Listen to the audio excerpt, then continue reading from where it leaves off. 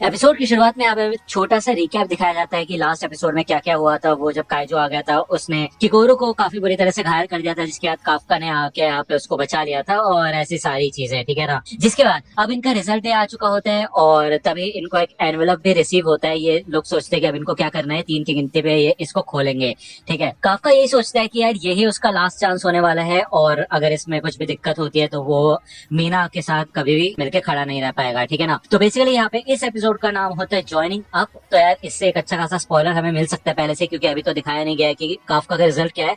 तो यहाँ पे वो सेरेमनी होती है जहाँ पे सारे के सारे जो सिलेक्टेड लोग होते हैं उनको बुलाया जाता है। ये सब के सब यहाँ पे पास हो चुके होते हैं और ये लोग ढूंढ रहे होते हैं शिनोमिया के ग्रुपी को, यानी कि काफका को, लेकिन वो यहाँ पे इनको दिखाई नहीं दे रहा होता। तभी यहाँ पे किकोरो भी आ जाती है और इहारो इधर इचिकावा से पूछता है उस बूढ़े आदमी के बारे में। इससे पहले कि इचिकावा कुछ कह पाए तभी यहाँ पे मीना आशिरो आ जाती है रूम के अंदर, ठीक है ना। वो स्टेज पे जाती है और बुलाती है शिनोमिया को, क्योंकि वो सबसे टॉप स्कोरर है और वो ही बोलेगी पूरी क्लास के तरफ से, ठीक है ना। मीना बोलती है कि तुम 27 लोगों का डिफेंस फोर्स में स्वागत है और इन 27 लोगों की तरफ से किकोरो कसम खाती है कि वो अपनी जान भी दे देगी दुनिया को बचाने के लिए, ठीक है ना। भले मीना इधर किकोरो की तारीफ करती है कि जो एग्जाम के बाद इंसिडेंट हुआ था उसमें काफी मदद की किकोरो ने, तो किकोरो इधर शॉक हो जाती है। वो कहती है कि यार असलियत में तो उसने नहीं किया था, ये उसके पीछे काफका का हाथ था जिसने उसे हराया और वो यहाँ पे है क्यों नहीं। अभी वो यहाँ पे ढूंढ रही होती है काफका को। इवन वो याद करती है कैसे उसने किकोरो को एकदम छोटी बच्ची की तरह ट्रीट किया था और उसको सेव भी किया था, ठीक है ना। उसे काफी सारी चीजें जाननी थी। तभी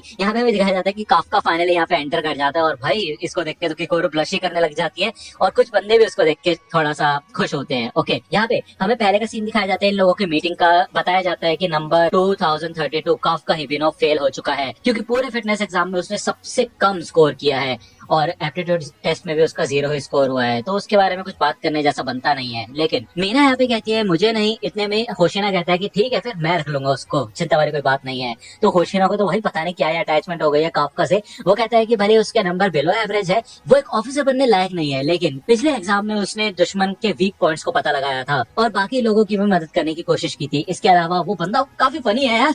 तो इसलिए ये डिसीजन होशिना का होता है कि काफका हिबिनो को यहाँ पे रखा जाए, ठीक है। मीना बताती है कि काफका को कैडेट के तौर पे रखा गया है, इसलिए ये इस इंडक्शन सेरेमनी से थोड़ा दूर रहेगा। तो ये लोग थोड़ा बहुत खुश होते हैं, ठीक है ना, कि कैडेट के तौर पे सही, लेकिन काफका पास हो चुका है, ठीक है। यहाँ पे मीना और काफका दोनों एक दूसरे को आंखों में आंखें डाल के देखते हैं और होशिरा कहता है कि अब कैप्टन आशिरा कुछ कहेंगी। आशिरा यहाँ पे इन सबका शुक्रिया अदा करती है कि इन लोगों ने वॉलंटियर किया इस डिफेंस फोर्स में आने के लिए। और भाई ये स्पीच ना मेरे को बिल्कुल एरविन की याद दिला देती है, ठीक है। चलो यार मैं यहाँ पे कंपैरिजन नहीं करता इन सारी चीजों का, ठीक है। आशिरा बताती है कि पिछले कुछ सालों में नए नए काइजूस देखने को मिले जिनके फोर्टिट्यूड्स पहले से भी ज्यादा बढ़ चुके हैं, ठीक है। और अभी हाल ही में हमने देखा था एक नया इंसिडेंट जहाँ पे मरे हुए काइजूस जिंदा हो गए थे। तो अब जो आने वाले मिशन है वो थोड़े ज्यादा खतरनाक हो सकते हैं और इससे तुम्हारी जान भी जा सकती है। तुम्हारी जिंदगी की कोई भी गारंटी नहीं है, लेकिन इसीलिए बस मैं चाहता हूँ कि तुम अपनी जिंदगी मेरे हवाले कर दो। मैं तुमसे वादा करती हूँ कि मैं सबसे आगे खड़ी रहूंगी, तुम लोगों की शील्ड और स्पेयर दोनों बन के, मतलब ढाल और भाला। ओके, ये सुनकर तो भाई काफका एकदम मोटिवेट हो जाता है और वो कहता है कि और मैं तुम्हारे बिल्कुल साथ खड़ा रहूंगा मीना। और ऑब्वियसली बात है यार, यहाँ पे फर्स्ट नेम से बुलाना थोड़ा डिसरिस्पेक्टफुल होता है जब तक तुम पर्सनली जानते ना हो। ओके, तो इसको सुनकर तो सबके सब लोग शौक है, लेकिन वो फिर उसका पूरा नाम लेती है और कहती है कि काफका हिबिनो, तुमने एक सुपीरियर ऑफिसर की डिसरिस्पेक्ट की है, अपनी बारी आने से पहले बोला है, तो इसलिए अब तुम्हें 100 पुशअप्स करने पड़ेंगे, ठीक है। और ये बोल के यहाँ पे भाई काफका की तो फट जाती है और वो सोचता है कि भाई मैं ये चीज तेज नहीं बोलना चाहता था, मेरे मुंह से कैसे निकल गई। और ये सुन के तो भाई होशिना पागल ही हो जाता है हंस के। वो कहता है भाई देखा शुरू भी हो गया है, इसलिए तो रखा है इसको यहाँ पे। लेकिन कैप्टन आशिरो 100 पुशअप थोड़े कम नहीं है, लेकिन वो देखता है कि भाई यहाँ पे मीना हंसती है, उसके मुंह पे स्माइल आ जाती है, वो शौक हो जाता है। वो कहता है क्या मैंने अभी जस्ट उनको स्माइल करते हुए देखा क्या। यहाँ पे काफका शुरू हो जाता है पुशअप मारने में, लेकिन अब होशिना हमें असली मकसद बताता है कि क्यों उसने इसको रखा है। वो बताते हैं ये तो बस आधी स्टोरी है। जब वो काइजूस जिंदा होने लगे थे तब हमें एकदम से एक काइजू सिग्नल मिला था 9.8 फोर्टिट्यूड का। मैं अभी भी मानना चाहता हूँ कि वो एक गलती हो गई सेंसर की, लेकिन उसी समय एक इंसान के वाइटल्स हमें दिखना बंद हो गए थे और वो और कोई नहीं था बल्कि काफका हिबिनो था। कुछ तो अजीब बात है इस बंदे के बारे में और वो अजीब बात मैं पता लगा के रहूंगा। यहाँ पे 100 पुशअप्स मार लेता है काफका और भाई उसकी वाट लग चुकी होती है। तभी साइड में से किकोरो आती है और वो कहते हैं मैं तुमसे अकेले में बात करना चाहती हूँ, चलो मेरे साथ। तो काफका कहता भाई यहाँ क्यों नहीं कर सकती, यहाँ पे वाट लग गई भाई मेरी। तो किकोरो कहती है कि यार अगर हम यहाँ पे करें करेंगे। तो इतने में इहारू को बोलता है कि क्यों, अपने प्यार का इजहार करना है क्या? तो गुस्सा आ जाता है किकोरू को और इचिकावा कहते हैं हे सेनपाई। तो काफका कहता है भाई मेरे से इस बारे में बात मत करो, ये तो वही वाली बात हो गई, स्कूल के बाहर मिलना मेरे को, यहाँ पे धमकी जैसे नहीं लग रही है तुम्हें? और क्या भाई, सही में ये तो काफी अलग ही सीन है। किकोरू यहाँ पे आके उसके मुंह पे लात बजाती है, जिससे क्या काफका के होश ठिकाने है और ये तीनों एक कैफे में मिलते हैं। ओके, तो काफका यहाँ पे अपनी पूरी स्टोरी बताते हैं कि कैसे वो एक काइजू बना, और ये बात भाई किकोरू बिल्कुल डाइजेस्ट नहीं कर पाती। वो सोचती है भाई ऐसा कैसे हो सकता है, कितने घटिया हो तुमने एक काइजू को खा लिया। तो काफका कहते हैं कि हाँ मतलब हो सकता है कि हम ये बात डिफेंस ऑफिसर्स को बता सके, क्या पता वो मुझे हील कर दे। तो किकोरू कहती है नहीं, ऐसा हो ही नहीं सकता, अगर वो तुम्हें एकदम से नहीं भी मारेंगे ना, तब भी तुम्हारे ऊपर दिन रात एक्सपेरिमेंट्स किए जाएंगे और तुम कभी भी डिफेंस ऑफिसर नहीं बन पाओगे, समझे। इसके अलावा एक बार उन्हें एक काइजू के पावर का नंबर मिल जाता है, तो वो उस काइजू को काट पीट के उसके बॉडी पार्ट्स के स्पेशल वेपन्स बनाते हैं उसे हराने के बाद।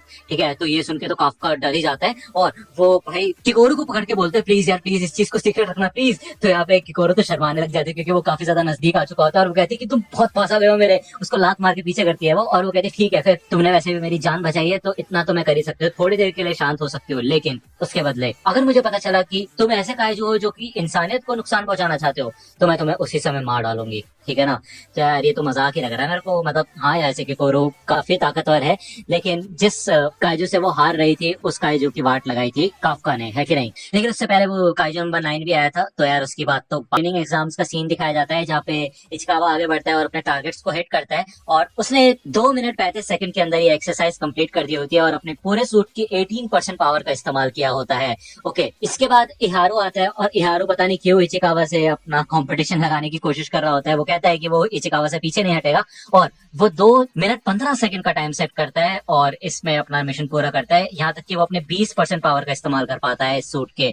ठीक है, वही किकोरू 1 मिनट 16 सेकंड के अंदर ही अपने सारे टारगेट्स की वाट लगा के रख देती है और साथ ही साथ 55% कॉम्बैट पावर का इस्तेमाल कर पाती है। तो यार किकोरू तो है एकदम कमाल की, ये सब के सब अपने कमाल की पावर्स को दिखाते हैं। ठीक है ना भाई काफका को तो 6 मिनट 39 सेकंड लगे होते हैं अपने टारगेट्स की वाट लगाने में और अपनी कॉम्बैट पावर का सिर्फ 1%। आज ये लोग यहाँ पे भाई बात लेते हैं आके, भाई इहारू और इचिकावा दोनों अपने बाइसेप्स वगैरह कंपेयर कर रहे होते हैं और तभी काफका उठ के बताता है, बोलता है कि देखो एक बड़े आदमी की बॉडी कैसी होती है। हाँ, यहाँ पे वो अपनी मसल्स फ्लेक्स कर रहा होता है, तो मेरे को भी लगता है यार क्या बात है यार, लेकिन इतने में उसकी तोंद बाहर आ जाती है और इहारू भाई पागलों की तरह हंसने लग जाता है। वो कहता है कि क्या भाई ये स्पेयर टायर लेके कहा जा रहे हो तुम, इस तरीके से डिफेंस फोर्स में नहीं जा पाओगे तुम। ये सबके सब लोग अपने वेट की जब तारीफ कर रहे होते हैं तभी यहाँ पे आओई आता है। अब तुम्हें पता आओई की बॉडी बहुत ज्यादा कमाल की और वो फिटनेस एग्जाम में भी फर्स्ट आया था। ठीक है, तो इसको देख के तो सबके सब पानी में कूद जाते हैं और कहते हैं कि नहीं भाई बस हम यहाँ पे ये देख रहे थे कि कौन सबसे पतला है हम में से। ठीक है ना, यहाँ पे काफका को काफी अच्छा महसूस हो रहा था भाई। दूसरी ओर इधर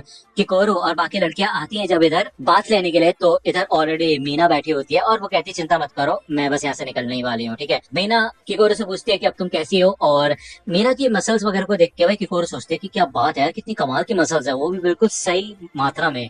वो तो है कि नहीं।